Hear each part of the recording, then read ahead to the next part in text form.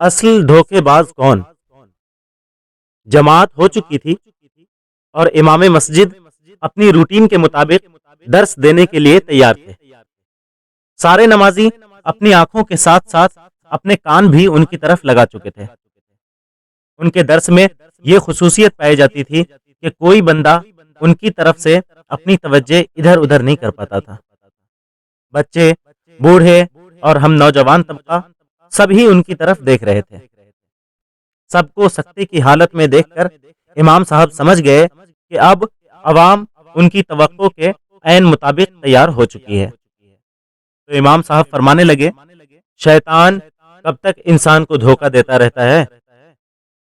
سب ان کے اس سوال پہ چونک پڑے اور ان کی طرف سوالیہ نظروں سے دیکھنے لگے۔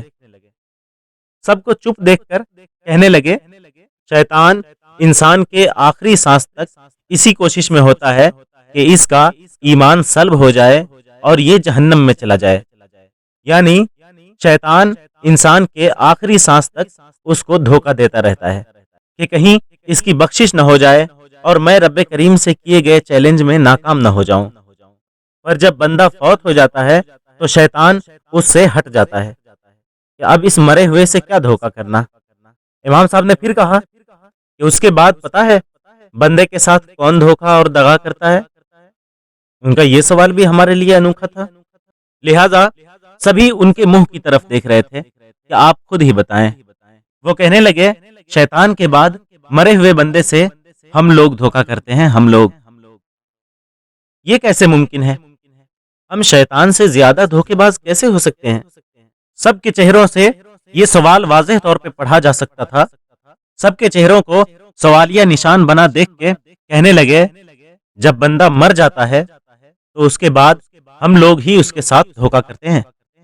جنازے میں بہت سے لوگ وہ کھڑے ہوتے ہیں جن کو نماز جنازہ پڑھنا نہیں آتا، لیکن کھڑے ہوتے ہیں کہ اب کیسے بھلا اپنے ماموں کے جنازے میں کھڑا نہ ہوں؟ لوگ کیا کہیں گے کہ سگے ماموں کا جنازہ نہیں پڑھا اس نے، کزن کا جنازہ نہیں پڑھا اس نے۔ لوگوں کی باتوں اور طنز سے بچنے کے لیے ہم لوگ مرے ہوئے سے بھی دھوکہ کرنے سے باز نہیں آتے۔ جس اسٹیج پہ آ کے شیطان بھی پیچھے ہٹ جاتا ہے، اس اسٹیج پہ ہم آ کے کھڑے ہو جاتے ہیں کہ ہم ہیں نا تمہارا مشن پورا کرنے کے لیے۔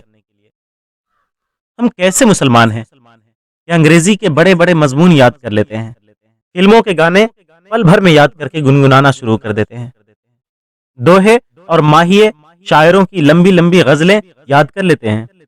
جو نہیں یاد کر پاتے تو قرآن کی چند آیات نہیں یاد کر پاتے۔ جنازے کی 4 تکبیروں کا وہ تحفہ جو اپنے مرے ہوئے پیاروں کو دینا ہوتا ہے، ہم وہ نہیں یاد کر پاتے اور بے شرموں کی طرح ان کے جنازوں میں جا کے کھڑے ہو جاتے ہیں۔ امام مسجد بولتے جا رہے تھے اور ہم سب کے چہرے شرم کے مارے جھکتے جا رہے تھے۔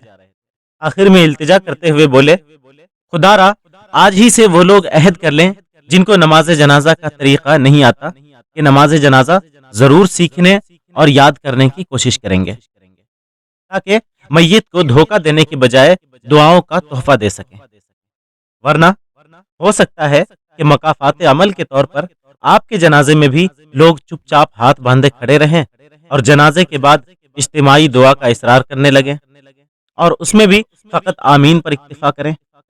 درس ختم ہو چکا تھا، سب دعا مانگ کے مسجد سے نکل رہے تھے، لیکن سب کے چہرے یہ گواہی دیتے جا رہے تھے کہ ہم نماز جنازہ ضرور یاد کریں گے، ہم شیطان سے بڑے دھوکے باز نہیں بنیں گے۔